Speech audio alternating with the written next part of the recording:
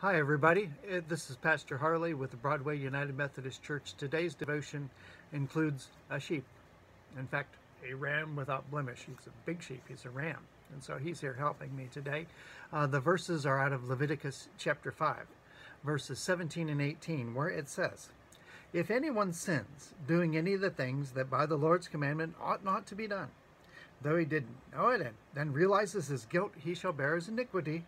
He shall bring to the priest a ram without blemish from the flock," right here, "or its equivalent for a guilt offering, and the priest shall make atonement for him for the mistake that he made, and he shall be forgiven."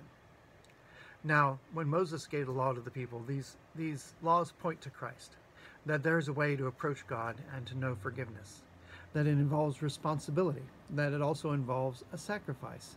And I really believe that the reverence for blood and the many animal sacrifices, both prescribed and described in the Old Testament, point us to Christ in a meaningful way. So then Christ is the final, full, and sufficient sacrifice for our sins. But sticking back to Moses' time, let's think about how this worked. If anyone sins and does something the Lord commanded him not to do, and then, well, now he kind of realizes his sin, what is he supposed to do? He is supposed to bring a lamb from the flock and have the priest sacrifice it. The Old Testament law doesn't have one law for the important and the people that count, and another law for the peasants and the people who don't count.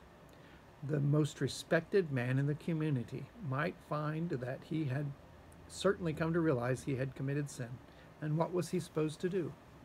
He was supposed to walk up to the temple, trailing the old ram or lamb along with him. I imagine the neighbors would say, "Wow, I wonder what he did."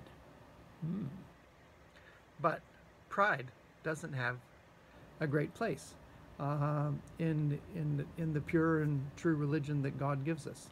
We're supposed to be forgetful of ourselves and mindful of the commands of God. So even the richest and the greatest would have to get a sheep every so often. We need to not be too prideful to come before God with our confessions, with our pleas for forgiveness, and trust always that Jesus is the sacrifice for our sins. So the lamb is not needed. It can go be put away. But because we have Christ. Oh my goodness, it fell. Okay. So enjoy your day. God bless.